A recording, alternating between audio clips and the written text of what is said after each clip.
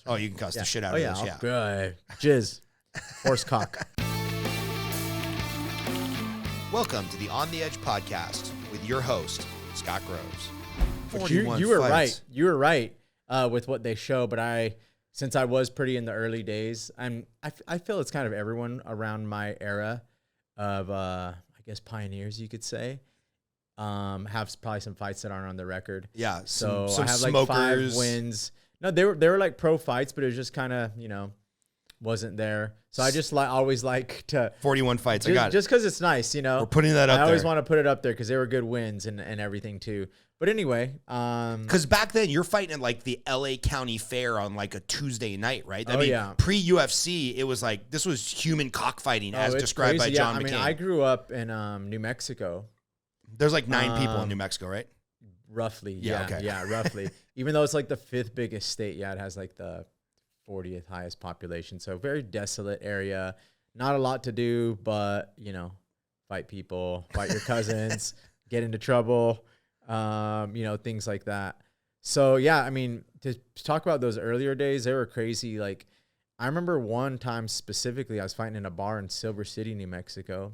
And the ring was... Wait, this is a bar fight or you're fighting like a real fight? This is a real fight. Okay. And our warm-up, we were in a bar. This is like, they're paying us $300, said it's a pro fight. I mean, it's pro, I guess, if you get paid. Yeah. Right? So we were doing this, and funny enough, I was the first fight of the night. They kind of like barricaded a place off for us to warm up, but it's like within the bar, so like, whoever people could just watch us and be drinking and yelling at us, whatever. They're just watching us warm up. So anyway, funny enough, we go in and I'm the first fight and I like smashed the guy's head, like basically through the mat, elbowing him. And then the security guard, who doesn't have anything to do with anything like regulations or anything, basically goes to the promoter, the owner of the bar, and says, "Hey, no more of that." And all my teammates were mad. They're like, "What the heck? Why'd you have to beat that guy up?" So you beat the guy so bad, the security guard's like, "We can't have any more of this?" Basically, I don't know. I don't know what they thought it was going to be. And the security guard was like, "No more." And then basically they talked to him like, "Hey, we already had this event. We have all this." So it was MMA pro. But after that, they made everybody wear bigger gloves and headgears to do MMA after my fight. And it was just that like, that's how, unregulated stuff was. I mean, it makes sense, right? Because like when I was in high school, we're about the same age. I'm 44. How old are you? 38. 38. Okay, so I remember in high school, UFC 1 and 2, we got them on UFC. But had I seen something like the UFC prior to the UFC, I would have been like, "Oh, that shit's illegal. Like you can't do that. Like that's a foul in football or hockey." Like I mean, it's kind of bonkers how far the sport has come from 94, 95, somewhere right in there. Yeah. Chris, look this up. When was UFC 1? I think it was 93 or 94, somewhere in there. But we'll find out in a second. I say it was 95 maybe. So how did you get into fighting? What is your childhood look like? Were you November 12th, 93. 93, there you go. You mentioned something, the sacrifice of those couple months. I mean, you fought at 125 pounds. That is a hard weight for a grown man to make. Can you talk about what is a training camp, maybe specifically with Team Alpha Male? What does a training camp look like? What's the sacrifice away from family, food? I mean, obviously the workouts are hard. Like everybody that makes the UFC is an elite athlete. But I feel like the guys that really make it to an elite level, they must be making some other level of sacrifice, or they must be putting in some extra time at the gym or some extra something in the diet. Like you don't get to the pinnacle of the pinnacle without additional sacrifice. Yeah. No, it's like, it's been said so many times about the sacrifice from family and stuff. But I love how you said it as well. 'Cause I looked at it in the same way as like, everyone's working hard. Like you just have to work a little harder, do a little more. So for me, it's like, I can go into obviously the weight cutting, the dieting, the sacrifice from, family, loved ones, everything. Just enjoying, food. Yeah. But then like that goes into just enjoying time because there's Thanksgivings, there's Christmases, there's birthdays and all that stuff that you miss out on along the way. And I mean, the sacrifice is really like nothing else. It's really like even hard to explain. But in general, it's just like, for me, I would just know I have to do more. Like if I'm going to be better, because everybody just did that practice, right? Yeah, so obviously you're staying in shape year round. Yeah. You're practicing. You're doing jiu-jitsu. But when it's like, okay, I'm going to fight Henry Cejudo. Yeah. How far out do you start? Like, what are you walking around at weight wise? And then where does it start? You know you're going to fight. The UFC says, okay, in 4 months you've got to fight in December. Like, when do you start your intense prep? Yeah. Well, you know what? It's like, on the same note, it's like, if you want to succeed in the sport, there's no like stopping and going. You know what I mean? It's like all the elite people, you train year round. Funny enough, I would sometimes train harder when I didn't have a fight because I had no regard for my body or my health or feeling good.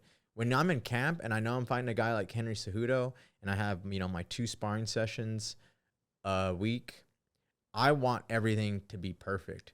I'm working on my recovery. I'm doing everything right. I'm doing everything with a purpose. But it's like, I just put the pedal to the metal when I wasn't fighting because like, this is when I'm just going to build. I can try things. There's no sacrifice. Like, you don't want to have a bad day when you're in camp. It's going to happen, but you don't want to be like, oh, I was working on this and I got messed up. Like, tweak a shoulder, trying something out of new. camp is the time for me where I like, oh, I'll go 5 times, today. Oh, I'll go do another one. I'll go another round because I was like, I don't have to feel good. Right. I just have to get better and tougher and, and so I did a lot of that because then when it was camp, I was like, all right, well, now I'm going to be perfect. And all that stuff I did for the months without a fight is even, trying new techniques and new styles and trying stuff that you might not want to try when you want everything to be on point and the sessions matter, you can kind of take all that stuff you were just exploring with into this next camp. So for camp, it was all about being perfect. Like I would take rest days when I needed to. It's all about feeling good. So, but yeah, like how far out does camp start? Like usually, you're going to fight within 3 months. Okay. For me, a lot of people, I've taken short notice fights, 3 weeks. 3 weeks. 3 weeks, 4 weeks. Where I was at, I typically knew, like I was going to fight. I wasn't in a position that where like I had to take short notice fights a lot. Right. But sometimes they just throw it out there and ask you, hey, like, we know you want more time and that this fight might not make sense for you, but there is an opening if you want to take this fight. And correct me if I'm wrong, in the UFC or any fight game, you're not like on a salary where you're just getting paid to train. No. You only get paid if you fight. If they throw out a fight and they say, hey, this might be a little, under your skill set or over your skill set or whatever, but we got to fight in 4 weeks, you might just say yes for the payday, right? I imagine some fights, yeah. Or some fighters. A lot of people do, yeah. And it's always a benefit. But for me, I was in a position, thankfully, where it's like I could kind of wage the sacrifices. Sometimes it's like, oh, I have to fight, or, and you see it a lot of times, even in the night of fights, guys make weight, and well, if you don't fight, no one gets paid, and you already put in all this work. There's not an extra person, there's not another person to fight you, or there's things like that. So yeah, you don't get paid unless you fight. People have endorsements and sponsors which help them out, which is great and can kind of supplement their income in that way. But fight night is when you get paid, and it's for what you do. Even going back to just like doing the extra, like for me, it was always about, after I did a practice, it was doing extra. Like anything in life, there's no secret trick. You know what I mean? Right. Like there's not a secret move you're going to learn and just like, oh, now you can go knock a person out in 3 seconds every time. Right. There's not like a secret move or trick, or like if I stand on my tippy toes, I'm going to have more power and every punch is going to knock the guy out. Like there's not a secret trick. Like you have to we can cuss. Right? Oh, you can cuss the shit out of this. Yeah. Good. Jizz. Horse cock. Anyway, it was all about that. It was like, all right, I just saw everybody that is really good do this 2-hour practice. Well, how am I going to get better than them if I just did the same thing. Or like if me and him were even in practice, or, you know, he's been doing it longer than me, like how am I going to get better if I don't go do something else? Yeah. We just did the same thing and he's better than me. Or we just did the same thing and he's wrestled years longer than me. Well, you got to build on extra. So that was always just like the little things that I like kept in mind. Is just like there's no substitute for doing the work, you know, and putting yourself in there. And like I said, like when I wasn't fighting, that's when you are really preparing. And when you have the fight, it's like time to like do specific things. Like I'm fighting a wrestler, I'm fighting a striker, I'm fighting a jiu-jitsu guy. Like I want to be perfect with these skills I built, you know, before I even started camp. Obviously, there's a big mental game in that, right? Like just not giving up and going home and hitting the showers. How much of it is like a mental game once you get into the fight of like, okay, so here's what this guy likes to do. Here's what I like to do. I can't redline for a full 25 minutes, so I've got to take that breathing break. Like, you know, you hear people in boxing talk about, oh, they have high fight IQ. Well, it's like, okay, what the fuck does that mean, right? Yeah. So like how much of it is the mental game, or is it just like the biggest stud with the most skills, put him in there, he's going to win because it's human cockfighting? Yeah. Like how much is there a mental game to it where you're like, oh, I know I beat that guy because I outthought him? Yeah. I mean, like the physical part really is going to go far because we're playing a sport, you know, at the end of the day. But once again, when everyone's physically good, you know, some little things are going to separate you. And it is a lot of, like we're talking about, just the chess game of it, the trickery, the IQ. Dude, and funny enough, like it's going to just be a dumb answer, but it's just so much about luck.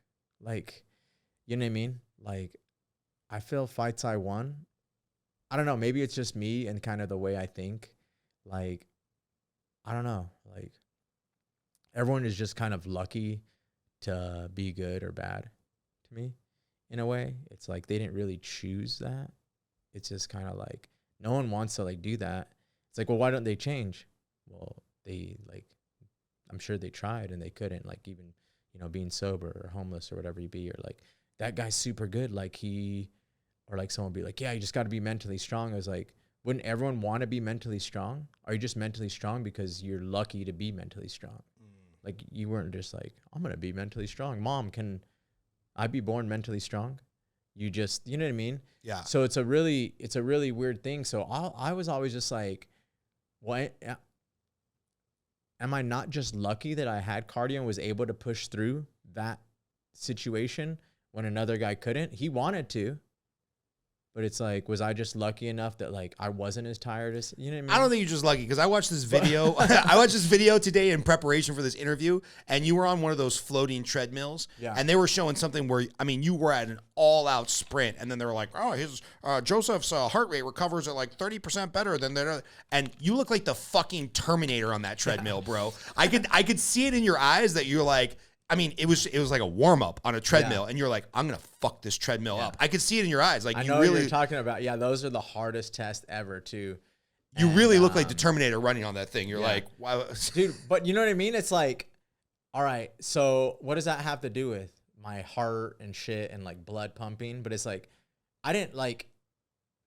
That was just there, right? You know what I mean? So it's like I don't know if that took training. I'm sure it did. Yeah. But it's like, isn't someone lucky they're born like that or like this or like this or like that? You know what I mean? So you're probably blessed to have like naturally good cardio and physiology. Yeah. So there's little things like that. But there's a lot of people that won't get on the treadmill and run at a full sprint for 5 minutes. Yeah. So I don't know. It's just the easy way, I think, maybe to also like accept, you know, sometimes just how crazy like the sport is. Of just like, you know, I know I'm better than that guy, or even just to be like grateful when you win in a way. Cause it's like, that guy was just as good. Like, so like whenever I would win, I would just be like, oh, I'm like, it's just nice when things work out. Cause sometimes they don't, you know? And it was just, so maybe that was a way for me to cope with that. Cause it's weird. Like I sometimes just feel lucky and everything, like being successful or whatever that even means, or like just doing what I get to do. And it's just kind of, So yeah, maybe that was just an easier way for me to cope. Is just like, look, things just worked out, you know? Right. Because some nights it's like, dude, I wanted to win this more than anything, and I know I could, but like, why didn't I? Is there a fight that sticks in your mind? Man, a lot. I mean, all my title fights, you know, I lost multiple title fights. Is there one that sticks in your mind, or like, fuck, I want that night back? I was never a world champion, you know, and which is crazy because you beat some world champions. I beat world champions, and I had split decisions with world champions. Is that the fight with Mighty Mouse that like literally you could have just flipped a coin? Yeah, that one. Dominic Cruz at a higher weight, I had a split decision with as well. And once again, it's just like the only thing I can look at in those is like fucking, it's just lucky. Like, it's so like, remember your question was kind of like in the fight. It's like, is it like so much physical, or you're making these adjustments with your fight IQ and all this? It's like, all of that is correct. But it's like, what the fuck is going to land like when you're using your fight IQ and the physical is taking over? Well, his physical is kind of overwhelming your fight IQ. Oh, there's a section when your fight IQ actually worked. You know what I mean? Because he was just tired enough, or, you know, his physical started wearing a little bit. And it's just freaking like a universe of comets and shit and bones just flopping around, and like something's going to hit each other. And that's why I was always just like, dude, like I literally always thought, even after I won, I was just like, I'm just glad it worked out. You know what I mean? Because I could have got, anything can happen in a fight. Yeah. And it's like, you train to, yes, go out there and, you know, finish the guy in the first round. But like, you're also prepared like for the hardest 25 minutes of your life. Right. And it's just like where the luck comes in is just like anything could have happened. It's just like, he wanted that just as bad as I did. And it's just like, you know, I've probably beaten some people that were better than me that night, or better than me. And gotten lucky, and, you know, they've gotten lucky. And it's just, I literally think when a fight's happening, it's like, it's on that day, but literally if something happened 5 minutes later, it's totally different. You know what I mean? Right. Like like if you were held in the back for a minute longer, cause that fight finished a minute longer, like there's a different reality taking place. You know what I mean? Where this is happening instead of this is happening. Yeah. And I literally just think that every time. It's like I said, everyone in the UFC is good.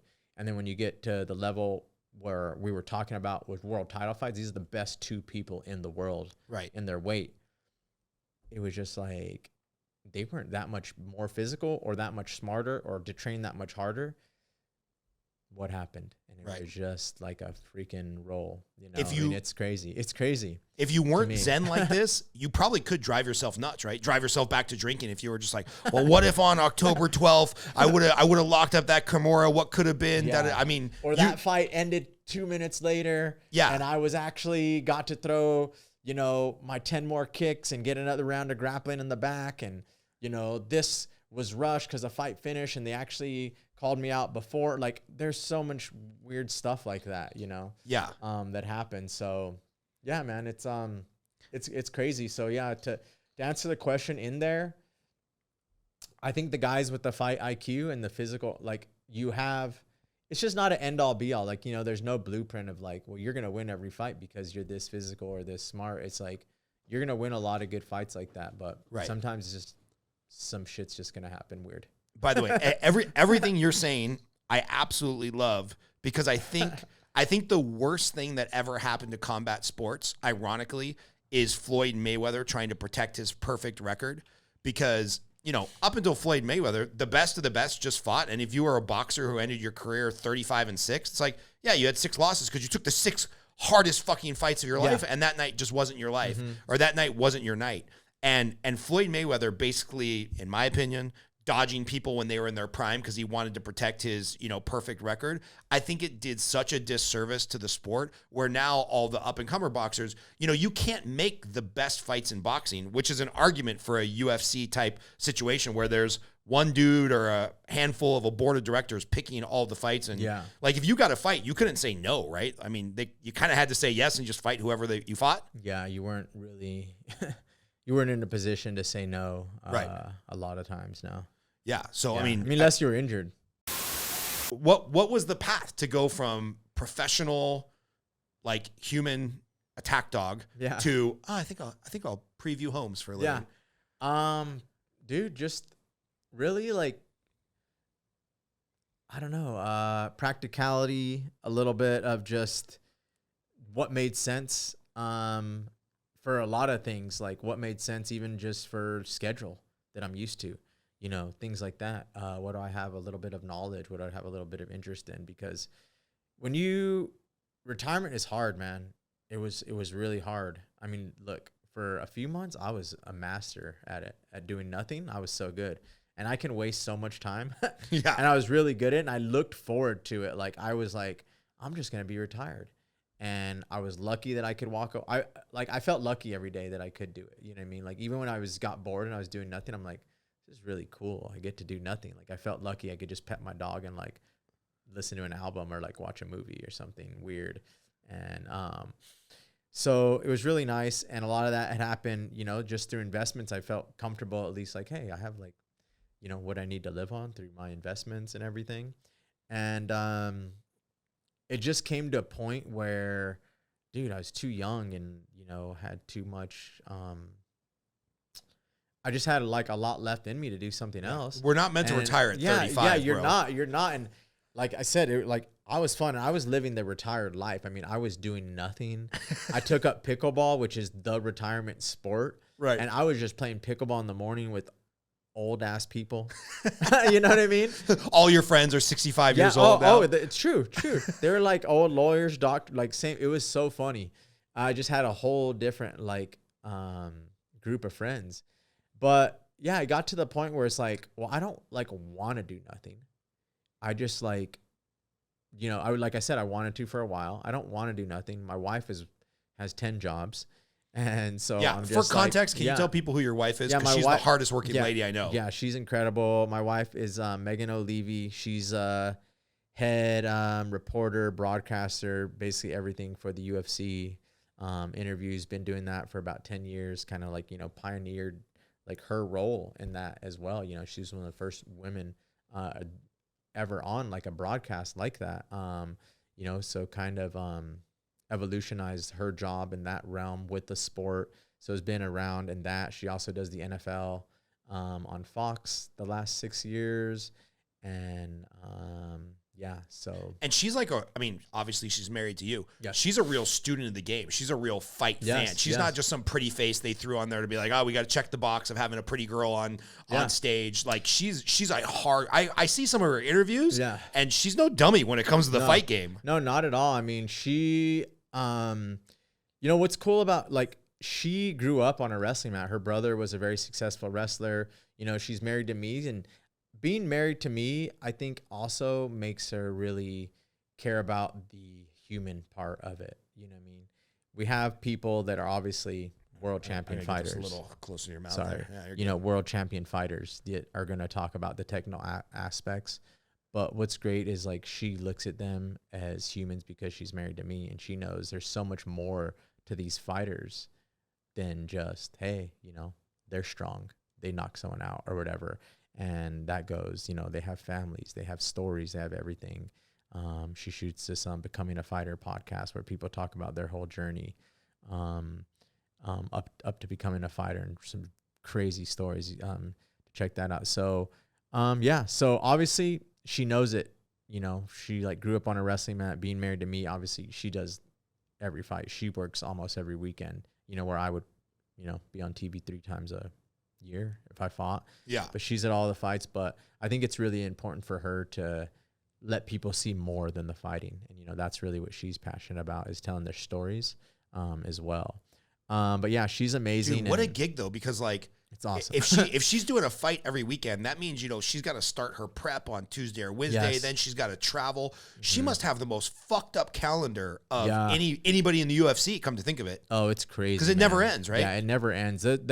That broadcast team, production team are just, they're wizards, man. Yeah. The way they do that whole traveling circus, the UFC is a traveling circus. It's crazy how they do it. These people, from one to the other, especially, you know, just the people that are taking Octagon, going to check in at the hotel, get all those rooms ready. Then you get the broadcast team as well, you know, prepping from Tuesday to Saturday, running everything smoothly that night. It's nuts. It's Hundreds nuts of thousands of miles of cable and I mean, just the setup for an event has got to be astronomical. And week to week now that we're traveling, you know, starting to go international again.